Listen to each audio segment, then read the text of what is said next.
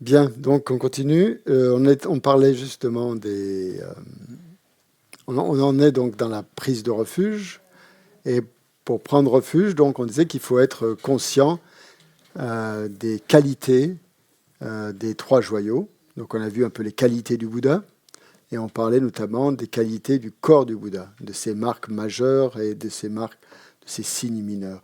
Et là, j'ai trouvé une petite explication qui dit que, en fait, les signes mineurs, euh, donc, en fait, c'est 32 marques majeures et 80 signes mineurs, hein, d'accord, qui composent les marques d'un Bouddha, marques physiques. 32 marques majeures et 80 signes mineurs. Donc les signes mineurs, hein, c'est-à-dire les 80 signes mineurs, symbolisent toutes les réalisations intérieures du Bouddha. Tandis que les marques majeures, ça montre donc ses qualités, hein, la perfection de ses qualités. Bon, qualité, réalisation, vous allez me dire, ça revient un petit peu au même.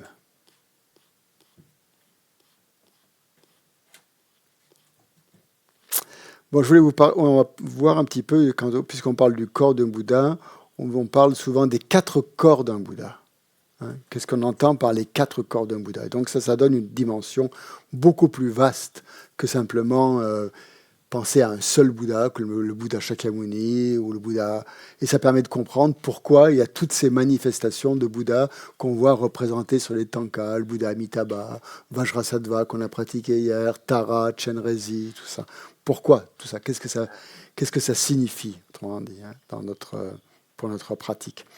Donc en fait, ça fait référence. Quand un Bouddha atteint l'éveil, quand un bodhisattva atteint l'éveil, c'est-à-dire qu'il arrive à la 11e terre, hein, quand il est sur la première terre, un bodhisattva va avoir une perception directe de la vacuité, mais il n'est pas encore Bouddha.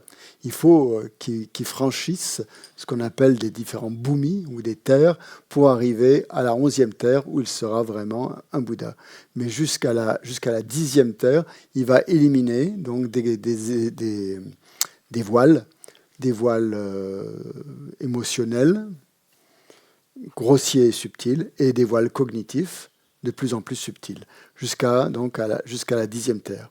Et arrivé au terme de la 10e terre, il sera Bouddha. Hein. Donc quand un bodhisattva devient Bouddha, donc à ce moment-là, c'est un véritable, bien sûr, un refuge parfait. C'est le joyau du Bouddha, le joyau du Bouddha. Et à ce moment-là, il a automatiquement, on parle de 4 corps, hein, qui sont spontanés, en fait, qui apparaissent. Il n'y a pas l'un qui arrive avant l'autre. Dès qu'on réalise l'éveil, on a les 4 corps de Bouddha. Hein. Donc, le premier, bon, je dis premier parce que, bon, pour cet ordre, mais ce qu'on appelle le corps, je vous donnerai le terme sanskrit parce que parfois les traductions varient, hein, donc c'est bien parfois de se référer au terme sanskrit. On appelle le corps absolu, j'appelle ça le corps absolu. Hein. Pour parler du Dharmakaya, j'appelle ça le corps absolu. Parce qu'en fait, les corps, on peut les diviser en plusieurs, on peut les répartir ou les diviser en plusieurs. Soit on parle de 2 corps, à ce moment-là, si on parle de 2 corps, il y aura le corps absolu et le corps formel, le corps de forme. Hein. Ça, c'est une division en 2. C'est la division la plus simple. Corps de sagesse, si vous voulez, ou corps absolu, qui est en fait l'esprit du Bouddha, et corps formel, c'est-à-dire ses manifestations. Après, donc, c'est ce corps absolu, on peut encore le diviser en 2. Hein. Donc, si on divise le corps absolu, le corps de sagesse en 2, on va appeler le corps absolu de nature et le corps absolu de sagesse. Okay. Donc, le corps absolu de nature, en fait, ça fait référence à la nature, à la pureté de l'esprit d'un Bouddha. C'est-à-dire que cette pureté de l'esprit d'un Bouddha, ça fait référence à 2 choses, à la pureté naturelle de l'esprit d'un Bouddha, qui est aussi notre esprit. Hein, notre esprit est naturellement pur, mais il y a aussi la pureté qui est le résultat du fait d'avoir éliminé toutes les perturbations mentales. Hein. Lorsque toutes les perturbations mentales ont été éliminées, tous les voiles qu'on dit adventistes, c'est-à-dire passagers, qui sont là pour un instant, sont éliminés. Donc à ce moment-là se révèle cette pureté naturelle. Donc c'est ça. En fait, le corps absolu de nature, c'est l'expression de la nature pure d'un Bouddha. C'est le terme, en fait. Il est arrivé au terme de sa voie, il est devenu Bouddha, et il a accès donc à cette nature complètement pure.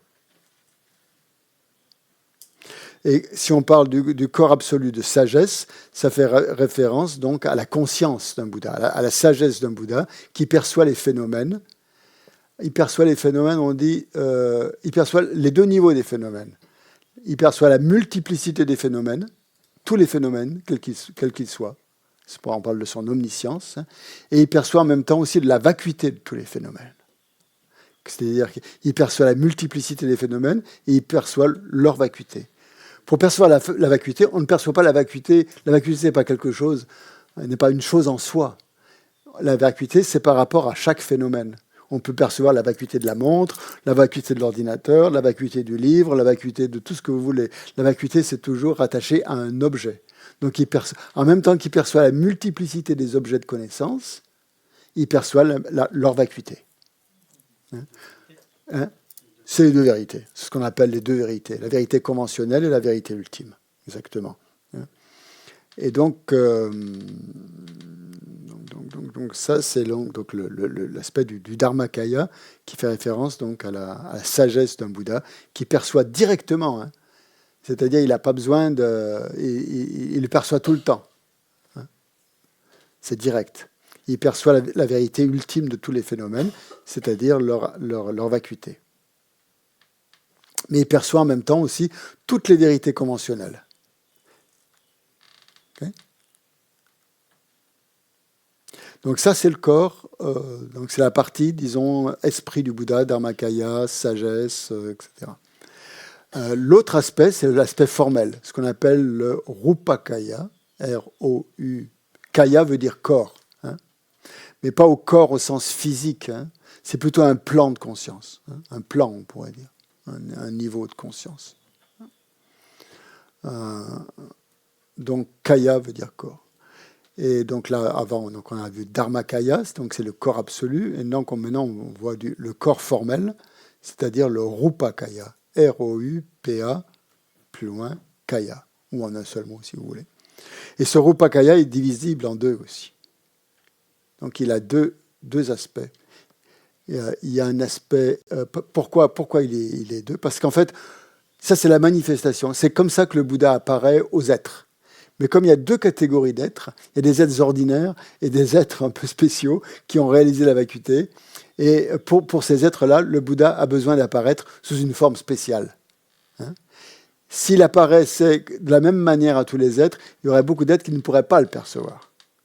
Parce que leur esprit n'est pas suffisamment subtil, pas suffisamment ouvert.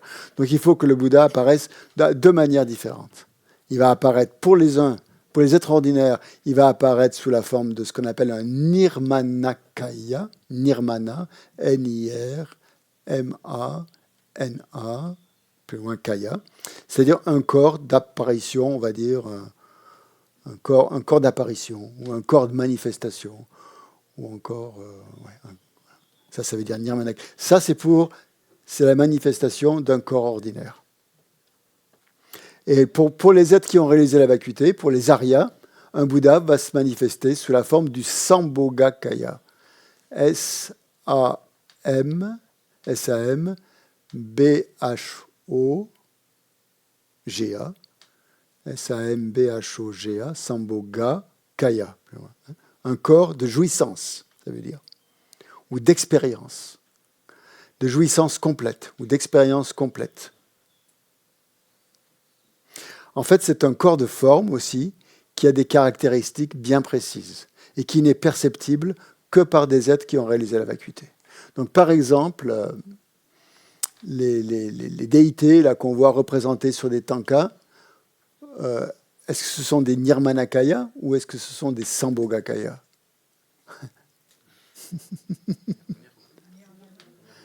C'est-à-dire, si on les perçoit vraiment dans leur forme réelles, ça sera des Sambhogakaya. Si elles sont représentées de manière symbolique sur des tankas, ça sera un peu, comme on va dire, des Nirmanakaya, des formes symboliques du Nirmanakaya.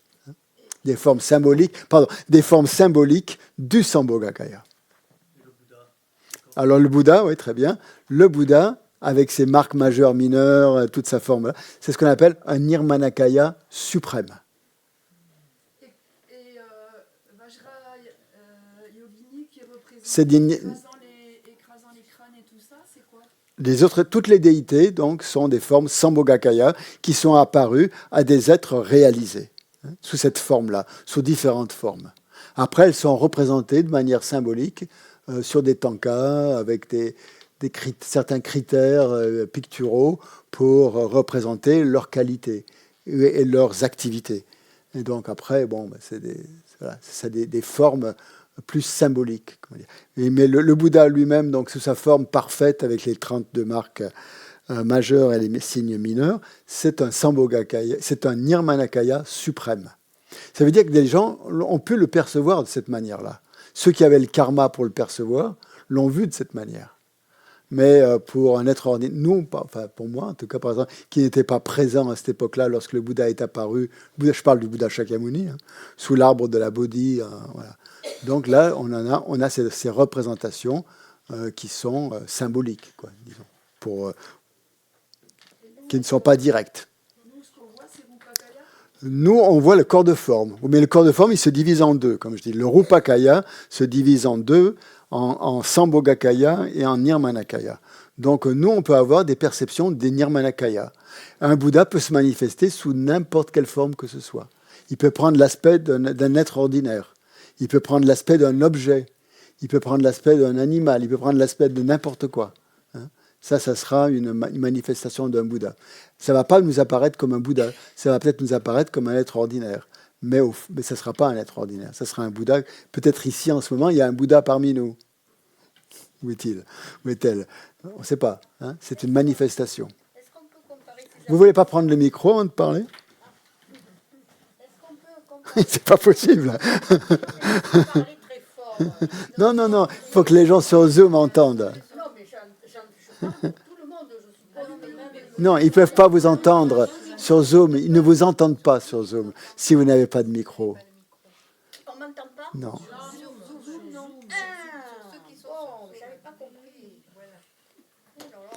Donc vous avez besoin de Nirmanakaya pour vous faire entendre des autres. Oui. Est-ce qu'on peut comparer merci. ces apparitions aux apparitions de la Vierge Marie à Lourdes? Vous en discuterez pendant la discussion. J'en sais rien. Ah ouais, d'accord. Sûrement, pourquoi Non, pas. mais en tout cas, c'est trop compliqué, tous ces kayas. C'est parce qu'en fait, l'esprit d'un Bouddha, pour pouvoir, par compassion, c'est pas que c'est pas compliqué. Un Bouddha a atteint l'éveil. S'il a atteint l'éveil, c'est par compassion. C'est la définition même d'un Bouddha. C'est par compassion qu'un Bouddha a atteint l'éveil, d'accord? Sinon, il est arat. Il reste arat. Il est libéré du samsara. Mais par compassion pour les êtres, il atteint l'éveil. Et quand il se manifeste, quand il a atteint l'éveil, il ne va pas s'arrêter là dans son beau dharmakaya à jouir de son esprit et tout ça. Il va se manifester automatiquement pour les êtres à l'instant même. On dit que c'est comme un corps qui se réfléchit dans un miroir. Ça apparaît automatiquement. Dès qu'un Bouddha réalise l'éveil, il apparaît pour les êtres. Mais comme quand il y a des êtres totalement différents, il faut qu'il apparaisse en fonction des différents êtres. Et c'est ça les Nirmanakaya. Donc pour les êtres ordinaires, il apparaît sous la forme d'un Nirmanakaya. Pour les Aryas, il apparaît sous la forme d'un corps de jouissance complète qui possède, on dit, 5 caractéristiques. On va rentrer là-dedans, c'est un petit peu technique, mais tant pis. Comme ça vous aidera à comprendre. Christian. Donc 5 caractéristiques d'un Sambhogakaya, c'est-à-dire d'un corps de jouissance parfaite, que nous ne percevons pas, nous, mais que les Aryas perçoivent.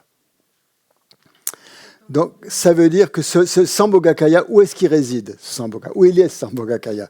Il est toujours dans les hautes sphères, on va dire, dans les terres, dans les domaines les plus purs, dans le domaine le plus pur qui puisse exister pas dans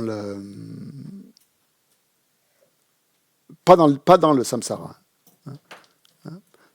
Dans la terre pure, la plus parfaite, celle qu'on appelle la terre pure aux ornements parfaits. Voilà, en sanskrit, on appelle Akanishta. Akanishta. C'est le domaine du corps de jouissance parfaite. Akanishta.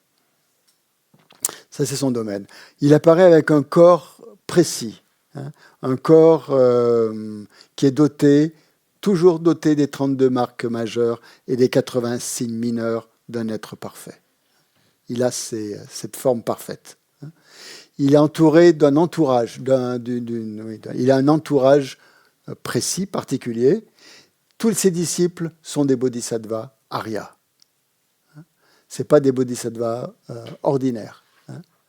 On peut être un bodhisattva ordinaire ou on peut être un bodhisattva arya, d'accord ? Un bodhisattva ordinaire, c'est quelqu'un qui a réalisé bodhicitta, qui est sur la voie de la cumulation, et voilà, qui n'a pas encore réalisé la vacuité, mais il est quand même bodhisattva.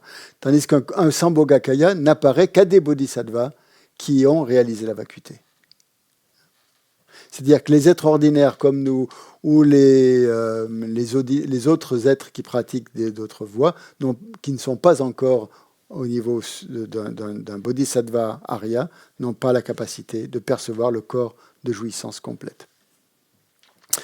Donc ça, c'est le troisième point. Le quatrième point, il donne un enseignement. Son enseignement est particulier. Il enseigne uniquement le Mahayana. Il ne va jamais donner d'autres enseignements que ceux du Mahayana. Et ensuite, il y a un temps précis. Le corps de jouissance ne manifeste jamais de naissance ou de mort. Et il reste jusqu'à la fin du samsara. Toujours présent. Il reste jusqu'à la fin du samsara. Donc ça veut dire que lorsque vous aurez réalisé la vacuité directement, vous aurez accès à un Sambhogakaya. Et il peut apparaître, un bodhisattva, il peut apparaître sous de multiples formes. Sous la forme d'une syllabe, par exemple, d'une syllabe germe, comme Ung, par exemple. Donc ça, c'est le corps de jouissance. Donc un corps d'émanation, là, pour les êtres ordinaires, n'a pas ces 5 caractéristiques. D'accord ? Mais il se manifeste à partir d'un corps de à partir du Dharmakaya ou à partir d'un corps de jouissance pour être perceptible aux êtres ordinaires. Et ce corps d'émanation, qui est perceptible pour nous, il va agir spontanément, sans effort. Il va faire toutes les activités d'un Bouddha. Il va donner des enseignements, il va donner des bénédictions, il va apparaître sous la forme d'un maître spirituel, il va guider les êtres, il va les guérir de leurs maladies, il va aider en fait tous les êtres vivants de quelque manière que ce soit. Mais en fait, ce corps de manifestation, ce corps d'apparition, ce Nirmanakaya, c'est un Bouddha. C'est-à-dire c'est le Dharmakaya, c'est l'esprit de sagesse d'un Bouddha qui se manifeste comme ça. Quelle est l'essence ? Quelle est la nature de cet être-là ? Ce n'est pas un être, même s'il apparaît sous certaines formes, c'est le Dharmakaya qui se manifeste. Je ne sais pas si vous comprenez. Vous comprenez ? C'est le Dharmakaya qui se manifeste, sous une forme formelle, avec une forme. C'est difficile à comprendre, ça met du temps, il faut du temps. Donc en fait, ce corps d'émanation, ça désigne toutes les formes de naissance ou d'apparence qu'un Bouddha peut manifester. Il peut prendre n'importe quelle forme pour être bénéfique aux êtres. Il peut, si les êtres ont besoin d'un bateau, si des êtres ont besoin d'un bateau pour aller d'un pays à un autre, il va se manifester sous la forme d'un bateau. Faire apparaître un bateau à ce moment-là. Mais son esprit est toujours dans la vacuité. Son esprit est toujours dans le Dharmakaya. Il ne quitte jamais la dimension absolue du Dharmakaya. C'est pour ça qu'on dit, dans la louange, je ne sais plus, on parlait du Dharmakaya, on en a parlé dans une louange, là, je ne sais plus laquelle. Si on prend la prière qu'on lit, justement, la prière d'éloge au Bouddha Shakyamuni, qu'on lit au début des enseignements, c'est tout ça, c'est dit, corps, si on prend la deuxième strophe, corps parfaitement pur, page 100, page 75. Corps parfaitement pur, forme éminemment noble, océan de sagesse, vous êtes pareil à une montagne d'or et votre renommée illumine les trois mondes. À vous, Sauveur suprême, je rends hommage. Vous êtes orné des marques excellentes. Hein, c'est ça, les marques majeures. Votre visage est semblable à une lune immaculée, votre teint pareil à l'or. Votre sagesse est incomparable. Hein. Donc, sauveur à la grande compassion. Tout ça, c'est les qualités en fait qu'on énumère, les qualités donc d'un Bouddha pour pouvoir générer le refuge. Le Dharmakaya, c'est dans la requête de tourner la roue de la loi. C'est quand on fait la requête de Tourner la roue de la loi. oui. Qui dit ouais, vas-y, tu veux bien nous la lire, s'il te plaît? Avec le micro.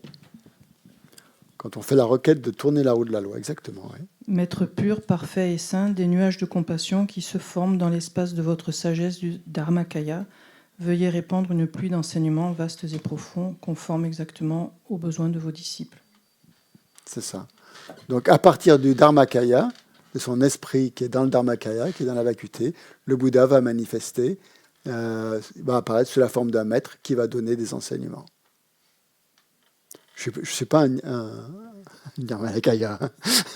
Je suis un extraordinaire. Ne prenez pas pour un Nirmanakaya.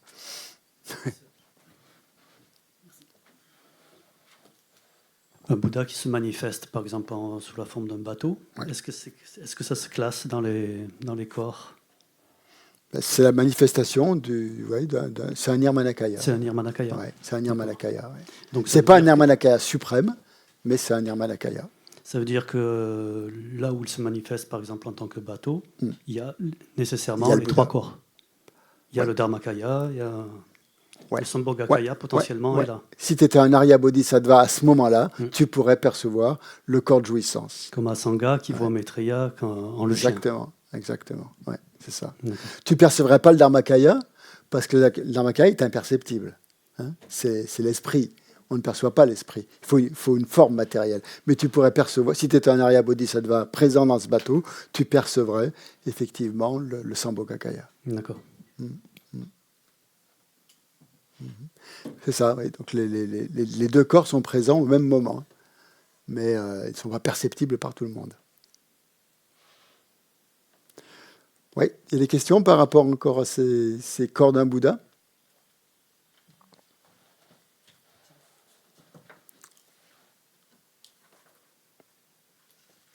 Excuse-moi, tu peux si vous ne comprenez pas tout, ne vous inquiétez pas. Ça met du temps à comprendre ça. Tu peux juste résumer la structure, parce que j'ai tout noté, mais je n'ai pas de structure. Merci. Donc, soit on les découpe en deux. C'est comme un gâteau. Bien que je raconte ça. Vous prenez un gâteau, vous pouvez le couper en deux, vous le coupez en quatre. Si vous le coupez en deux, vous avez d'une part le côté formel et d'autre part le côté esprit, si vous voulez. Et l'esprit peut se diviser en deux. Ça, c'est arbitraire. Hein. C'est juste à des fins pédagogiques pour expliquer ce que c'est. L'esprit peut se diviser en deux et l'aspect formel peut se diviser aussi en deux. Si on divise l'esprit en deux, on a le corps absolu, donc le corps de nature et le corps de sagesse. Le corps de nature, donc c'est la nature d'un Bouddha, et le corps de sagesse, c'est la vacuité de l'esprit d'un Bouddha. Hein. C'est-à-dire son esprit. Si on divise le corps formel en deux, on a le Nirmanakaya, le corps d'apparition pour les êtres ordinaires, et le corps d'apparition pour les êtres sublimes, pour les Aryas, qu'on appelle le Sambhogakaya. Après, c'est qu'une histoire de perception. Hein. Parce que si le Bouddha restait dans le Dharmakaya, il ne serait pas utile aux êtres. Il serait uniquement bénéfique à lui-même, vous comprenez? Qui est-ce qui peut percevoir le Dharmakaya? Qui perçoit le Dharmakaya? Un autre Bouddha. Il n'y a qu'un autre Bouddha qui peut le percevoir. Mais pas un être. Même un bodhisattva de la 10e terre ne perçoit pas le Dharmakaya. Alors, il y a une question, je vais encore vous compliquer l'histoire, qui se pose. Là, je ne donne pas de réponse. C'est, quand on devient Bouddha, est-ce que tous les êtres qui deviennent Bouddha, est-ce qu'ils se fondent tous dans le même Dharmakaya ou est-ce que chacun garde son esprit, qui est le Dharmakaya? Ça, je ne sais pas. Il y a les deux, il y a les deux théories apparemment, et bon, on peut accepter l'une ou l'autre. Qu'il n'y a qu'un seul Dharmakaya, que c'est le même Dharmakaya pour tous les Bouddhas, avec son propre, ou l'autre, c'est que chacun garde son propre continuum mental. Voilà. Moi, je suis plutôt de l'avis, mais je ne sais pas, hein, c'est mon avis personnel, je ne sais pas, je ne veux pas l'imposer à qui que ce soit, mais que chaque Bouddha garde son propre continuum mental. Et qu'il est... Hein? Est-ce qu'on peut parler de ce genre d'unité au sein de la vacuité? Vas-y, prends le micro. Est-ce qu'on peut parler de ce genre d'unité, d'une unité de continuum mental dans le contexte de la vacuité? Est-ce que ça a un sens ça serait la nature de ce continuum mental, c'est la vacuité. Oui. Donc tout se ramène à la vacuité. Oui. Ah oui, d'accord. Il n'y a pas de 1 dans la vacuité. Oui, il n'y a pas de 1 dans la vacuité. Il n'y a pas de 1. De 1. Ni de 2, donc. Mais il y a la vacuité du 2. Il y a la vacuité du 1 et la vacuité du 2. Du coup, il n'y a pas de différence entre les deux. Conventionnellement, si. Si je te donne 1 euro ou si je t'en donne 2... si tu me donnes une gifle ou 2, ça ne sera pas pareil. Les deux corps, tu as dit qu'il y avait 2 corps esprit de conscience. Oui. Il y a 2.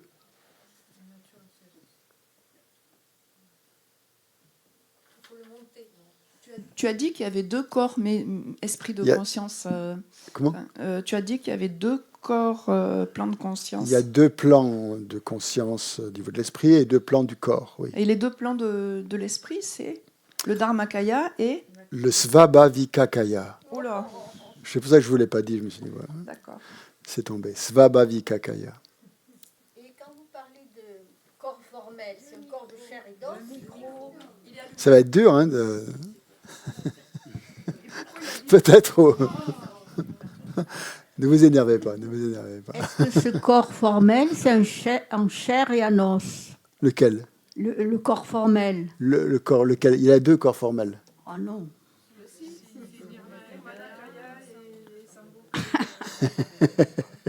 Il y a le Sambhogakaya et le Nirmanakaya. Ah oui, bon, d'accord.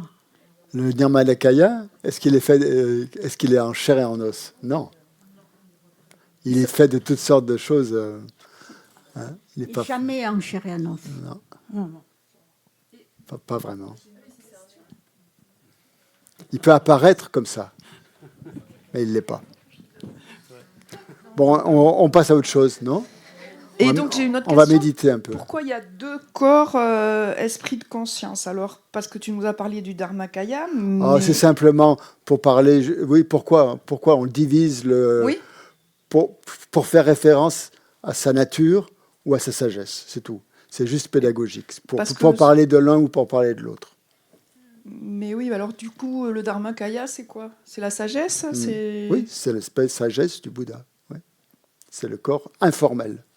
Oui, mais esprit de sagesse du Bouddha. Et l'autre qui est imprononçable? C'est sa nature.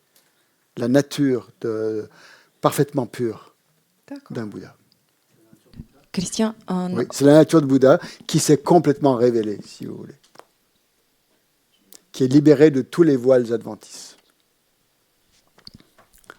Oui. Christian, excusez-moi. On a autre question, on change le sujet. Qui vient de Zoom. Est-ce que c'est vraiment obligatoire de faire la cérémonie de prise de refuge par une personne ordinée?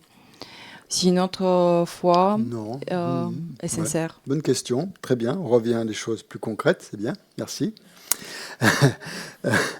Donc, la prise de refuge. Donc, on n'est pas en fait, qu'est-ce que c'est que la prise de refuge? Il y a 2 choses. Hein.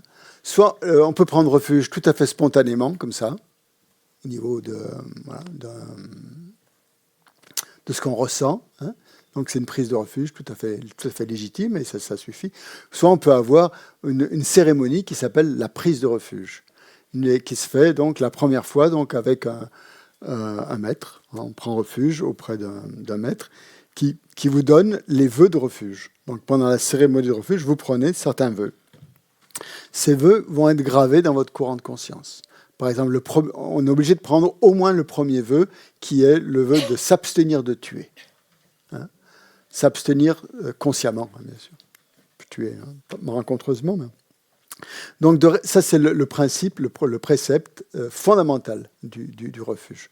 D'éviter donc toute forme de nuisance, disons, et surtout donc de ne pas tuer, quelles que soient les formes de vie, animales, etc. Donc quand on prend refuge, on s'engage donc à respecter ce précepte. Après, on va en parler peut-être plus cet après-midi, on parlera des préceptes du refuge. Quels sont les préceptes du refuge? Quand on a pris refuge par cette cérémonie, à quoi est-ce qu'on s'engage? Quels sont si on prend refuge dans le Bouddha, il y a certains préceptes à respecter. Si on prend refuge dans le Dharma, pareil. Hein, on va pas, voilà.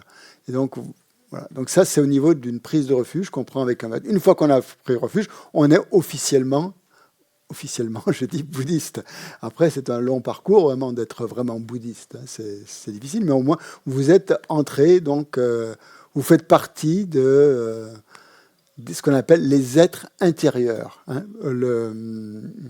Être bouddhiste, c'est un terme c'est nous qu'on l'utilise en Occident, comme ça, mais les Tibétains, ils ne se disent pas bouddhistes. Le terme qu'ils utilisent pour eux, c'est pour définir en fait, ce qu'ils sont, c'est Nangpa. Nang veut dire intérieur, Pa veut dire un être, quelqu'un de l'intérieur. C'est ça un bouddhiste. C'est-à-dire qu'on devient officiellement quelqu'un qui ne va pas toujours mettre la cause des problèmes à l'extérieur, qui va essayer de regarder, se tourner plus vers l'intérieur, qui est la définition même du refuge. À partir du moment où on prend refuge dans son être intérieur. Et donc, pour ses qualités, aussi bien que pour ses défauts, pour ce qui nous arrive, on ne va pas les projeter sur l'extérieur, mais essayer de voir en quoi ils sont en nous, quoi, en quoi nous sommes responsables. Donc c'est ça. Ça a deux sens, le sens intérieur. Ça a le sens donc de ça, justement, de cette démarche d'aller vers l'intérieur, mais ça a aussi le fait de faire partie d'un cercle, en quelque sorte. D'être à l'intérieur d'un cercle, d'une confrérie, d'une communauté, appelez-le comme vous voulez, de bouddhistes, voilà, d'être à l'intérieur. Et les gens qui ne sont pas bouddhistes, on les appelle ceux de l'extérieur, dans le jargon, dans la terminologie tibétaine, ceux qui sont à l'extérieur, ils ne sont pas bouddhistes. Donc parfois, on trouve le terme à l'extérieur pour parler des non-bouddhistes, de tous ceux qui appartiennent à d'autres traditions. Et j'utilise le terme intérieur pour parler de ceux qui font partie de qui sont devenus bouddhistes, qui ont pris les vœux les vœux de refuge.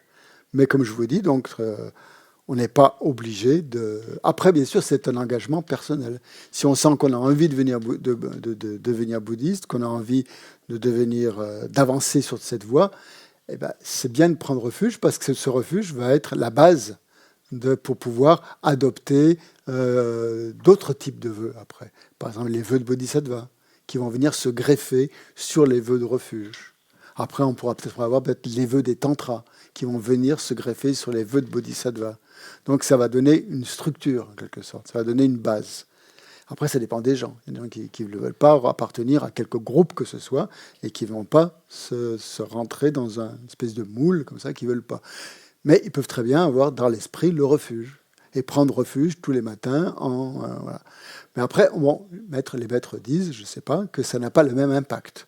Quand on a pris refuge au niveau d'une cérémonie avec un maître et qu'on a pris un engagement, qu'on a pris une promesse, qu'on a le vœu de refuge, au moins le premier de ne pas tuer dans son continuum mental, ça a une empreinte, ça met une empreinte beaucoup plus forte que si on n'a pas fait cette promesse. Hein.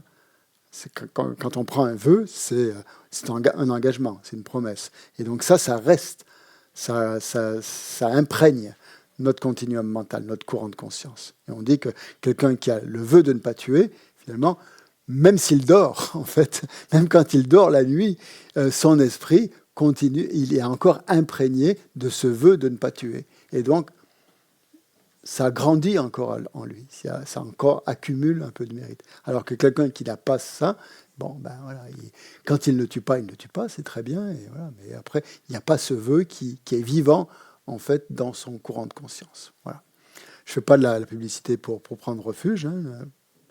C'est pas ça, mais juste voilà ce qui est dit par rapport à les vœux, par rapport à la prise de vœux. Hein. Donc, peut-être je vous en parlerai.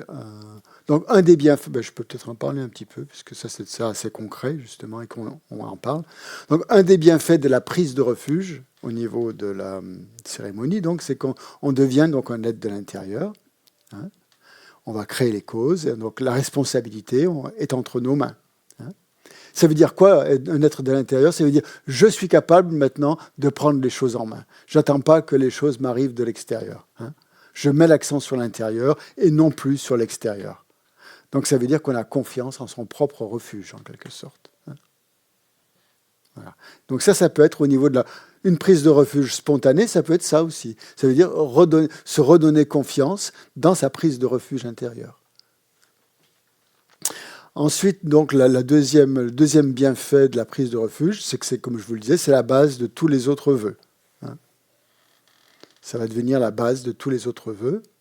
Et ça va être, plus on prend des vœux, finalement, les vœux, c'est pas fait pour nous enfermer dans un carcan ou dans un moule. C'est fait pour nous protéger, en quelque sorte. Et ça va nous protéger de nos états d'esprit négatifs. Hein. De nos états d'esprit négatifs. Si on a pris un vœu, le vœu de ne pas tuer, on va arrêter de tuer. On va faire vraiment attention. Si on voit une petite fourmi, on va faire attention de ne pas je sais pas moi, fermer la fenêtre dessus ou essayer de la sortir. On va faire attention. Ça va développer plus d'attention et plus de vigilance. Donc ça sert à ça. Hein. Donc ça va accroître la vigilance. Et après, les vœux, la manière d'observer ces vœux va devenir de plus en plus subtile. Au début, on les observe de manière un peu plus grossière, et après, on fait de plus en plus attention. Donc, et après, donc, toutes les pratiques, la prise de refuge va donner accès à des pratiques, et les pratiques vont prendre plus de sens, disons. Grâce à la prise de refuge, on dit aussi le troisième bienfait, c'est que le karma négatif est purifié. Ça purifie le karma négatif, la prise de refuge, et ça diminue les perturbations mentales. Parce que voilà, le refuge repose sur la loi de causalité. Hein. Puisque nous avons décidé que maintenant nous allons agir d'une manière vertueuse, c'est-à-dire que nous allons plus suivre, nous allons essayer en tout cas de moins suivre nos états mentaux perturbés. On a pris la décision de commencer un processus, autrement dit. C'est pour ça qu'on appelle ça la porte d'entrée dans le bouddhisme. On prend la décision que maintenant on commence. Et c'est pour ça que dans la confession, comme on a fait hier dans la pratique de Vajrasattva, la première force d'opposition, c'est le refuge. C'est le refuge. Oui. On commence par s'en remettre aux trois joyaux. Oui.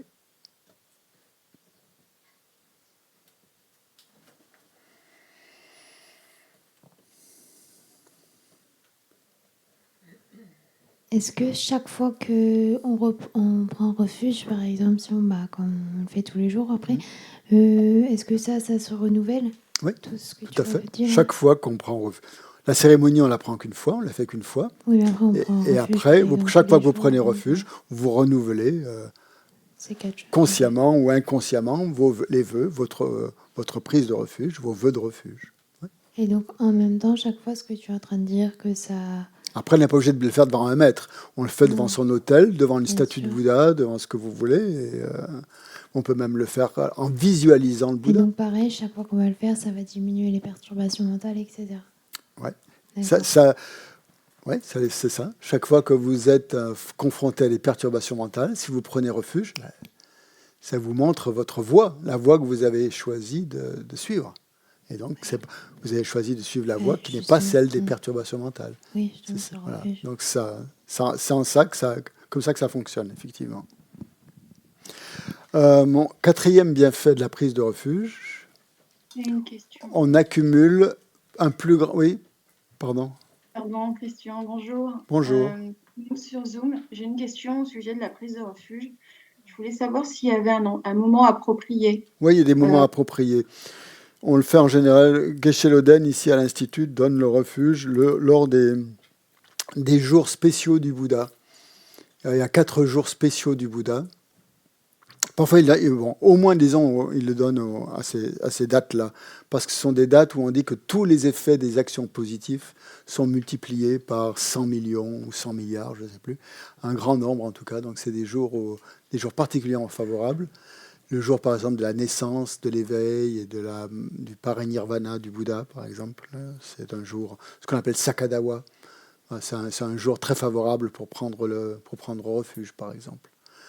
Il vaut mieux donc prendre en général donc à l'institut donc on a un calendrier ici et il y a des jours qui sont destinés à la prise de refuge. Oui, excuse-moi Christian, est-ce qu'il y a aussi une préparation avant la prise la cérémonie? Oui, c'est ce qu'on est en train de faire là. Ah. Ok. Après, vous mettez une belle chemise blanche. Non, je plaisante. Vous venez avec votre esprit le plus pur possible. Vous astiquez votre aura, comme disait un ami. Non, il n'y a pas vraiment de préparation. Ça doit être un engagement qui doit être mûrement réfléchi, en tout cas. Il ne faut surtout pas se précipiter. Christian, s'il te plaît. Ouais. Quand on a pris refuge, par exemple, dans la lignée Kagyu, est-ce qu'on a besoin de reprendre refuge dans la lignée Gelugpa? Bah non. Pourquoi? Vous êtes pas... Non, vous avez pris refuge avec un maître Kagyu, et voilà, peu importe. Ce maître avec qui vous avez pris refuge reste et restera toujours votre maître de refuge. Et donc, vous le reconnaissez comme étant votre maître de refuge. Mais après, vous pouvez avoir d'autres maîtres. Hein. Ça n'empêche pas. Vous pouvez aussi pratiquer dans d'autres lignées. Vous avez quand même, une connexion particulière avec la lignée Kagyu. Puisque vous avez pris refuge dans la lignée Kagyu, il y a quand même une connexion particulière, un lien particulier avec cette lignée. Et c'est très bien. Vous pouvez très bien donc garder ce lien et puis faire des pratiques, suivre découverte du bouddhisme avec moi ou avec d'autres personnes. Il n'y a aucun problème. Votre refuge, il est pas typiquement, intrinsèquement Kagyu, quoi. Vous avez pris refuge dans le Bouddha Dharma Sangha et pas forcément dans la lignée Kagyu. Mais le Karmapa, quand il a donné refuge, reste le maître principal? Votre maître de refuge, oui. Maître de refuge. Oui. Ça dépend de vous, après, comment vous le considérez. Ça dépend de votre foi, de votre confiance, comment vous vous reliez à lui. Il n'y a pas de règle précise. C'est comme si c'est pas un code de la route. C'est à vous c'est vous qui sentez les choses. Hein. Si vous sentez une grande dévotion pour le Karmapa, formidable. C'est très bien. Vous avez pris refuge dans le Karmapa. Rien ne vous empêche d'étudier le Dharma d'autres traditions. Mais après, ce qui se passe dans votre cœur, j'en sais rien, moi, je sais pas. C'est vous qui sentez. C'est quelque chose de vivant aussi, le refuge. Il ne faut pas non plus lui mettre des camisoles, ou je sais pas. Laissez-le s'exprimer. Vous avez pris refuge dans le Karmapa, c'est que vous avez confiance dans le Karmapa. Formidable. Formidable. Ok, merci. Formidable. C'est ça le refuge. C'est ressentir cette confiance que vous avez à ce moment-là. Mais je vous dis bien, prenez le temps avant de prendre la décision de prendre refuge. Parce que c'est un engagement quand même. Cet engagement qu'on prend à vie et qui imprègne votre conscience, qui fait que vous allez vous comporter différemment. Peut-être ça veut dire aussi vous allez vous comporter différemment avec certaines personnes. Peut-être vous allez vous rapprocher de certaines personnes. Vous allez vous éloigner d'autres. J'en sais rien. Je ne sais pas comment ça peut s'exprimer après. C'est à vous, en fonction de votre karma, en fonction de vos tendances, en fonction de vos préférences aussi. Ça, c'est très personnel. Après, c'est une ligne directrice, c'est une direction, en fait, le refuge. Vous avez décidé de prendre une direction, de donner une direction à votre vie. Voilà. Mais il ne faut pas trop changer de direction, quoi, souvent. C'est une direction définitive, une direction certaine que vous prenez, qui est basée sur une certitude. Elle doit être fondée sur une certitude. Pour vous, c'est certain que maintenant, vous adoptez les 3 joyaux, Bouddha, Dharma, Sangha, comme votre refuge, et que vous faites confiance en ces 3 objets, et que vous allez les respecter comme il faut, quoi, comme il se doit.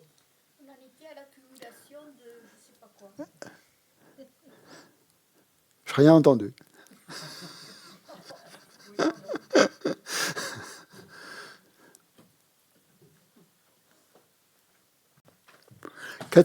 Cinquième, pardon, on était où?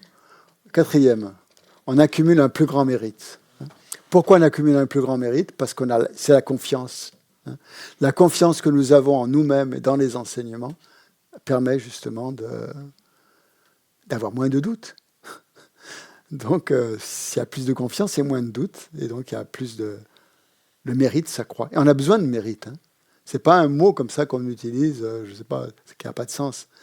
On a besoin de mérite pour avancer sur la voie. Et donc, on a besoin de faire des pratiques qui accumulent du mérite. C'est comme si on voulait une voiture et qu'on n'avait pas d'essence. On n'ira pas loin, si on n'a pas de carburant. Donc, le mérite va nous permettre d'accumuler. Si on accumule du mérite, plus on accumule du mérite, plus on va aller loin. Plus on va recharger les batteries. Et voilà. Et puis, parfois, les batteries sont un peu à plat, il faut les recharger. Parfois, on est un peu à côté de la plaque. On s'est laissé... Bon, ça arrive, il y a des obstacles. Et la pratique sert aussi à éliminer ces obstacles.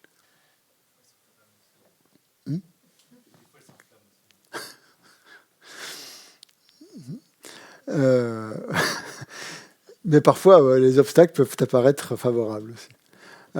Donc, cinquième bienfait du refuge, cette protection, on est protégé contre les influences négatives.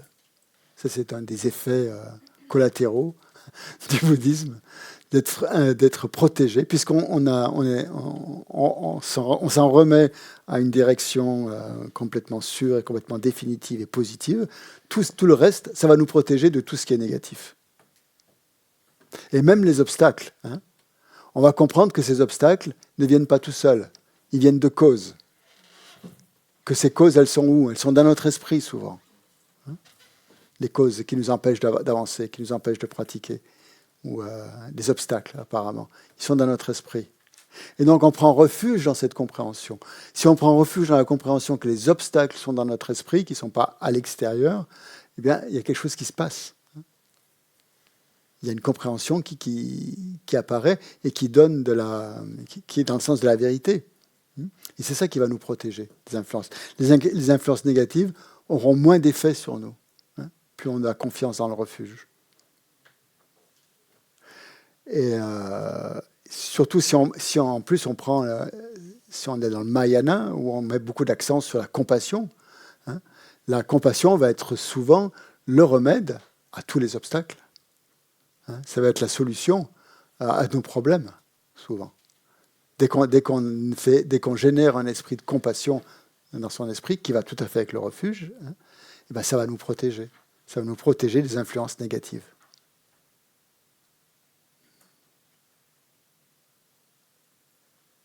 Donc le refuge va mettre l'accent. Le refuge met l'accent sur l'esprit, que tout est dans l'esprit. Mais nous, on ne le voit pas toujours comme ça. Pour nous, le corps est plus important que l'esprit. C'est marrant.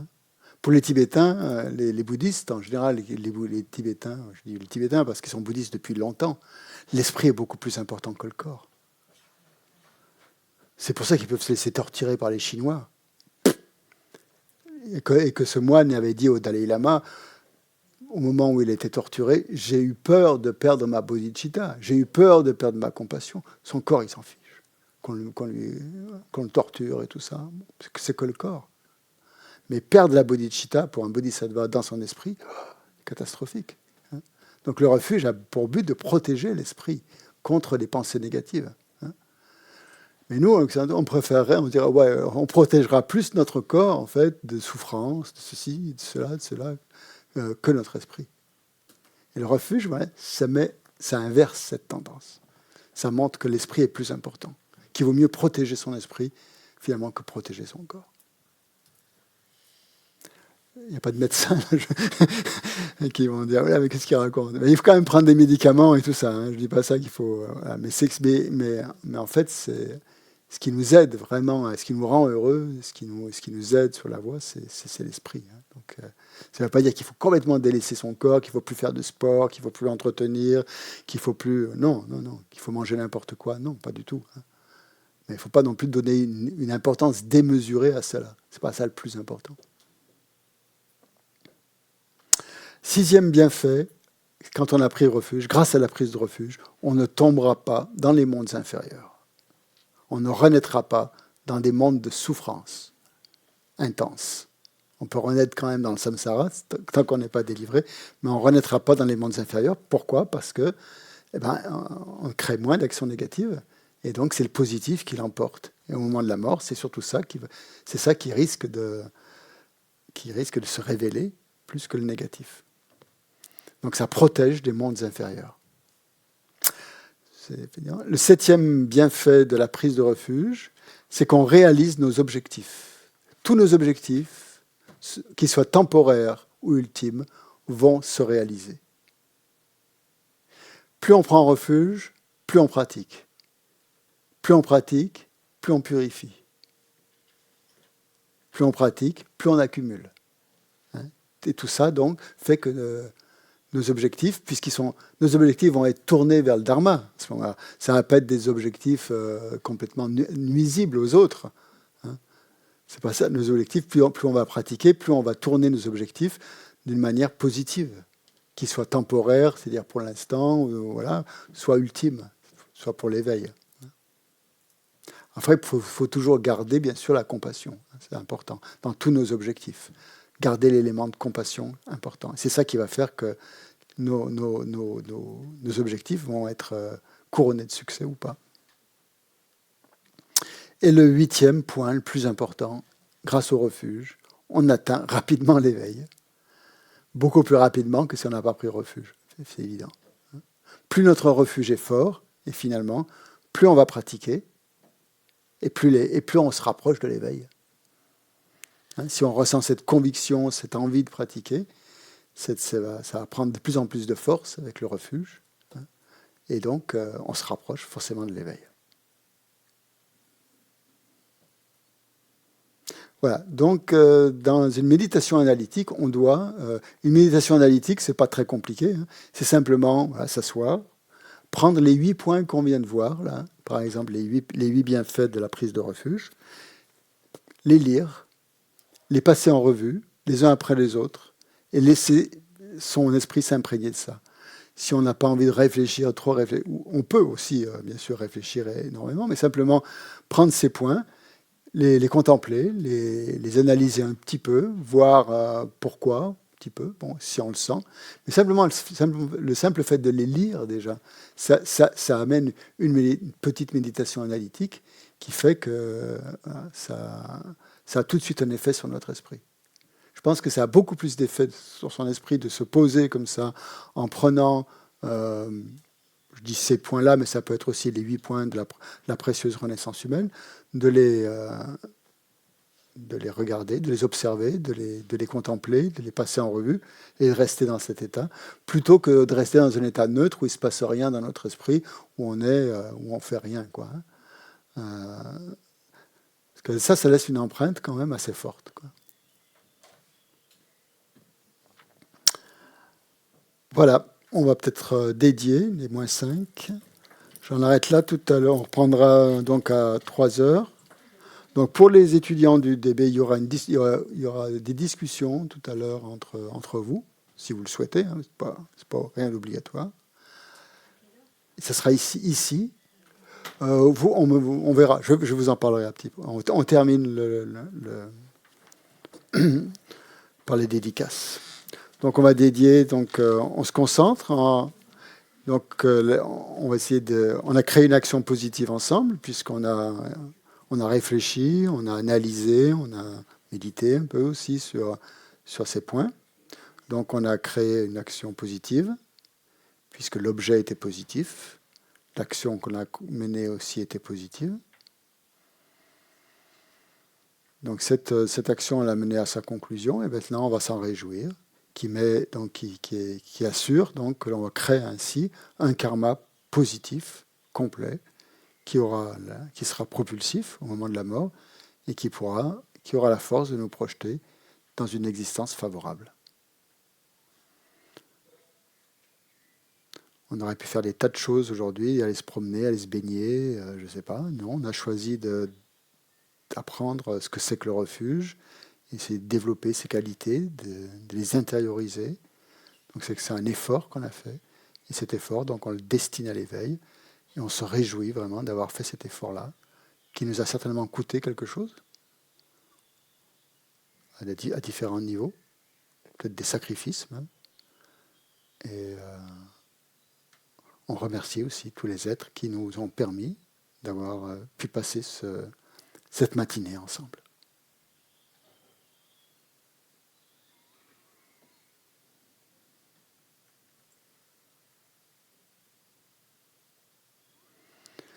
Donc on se retrouve pour la suite de l'enseignement à 15h.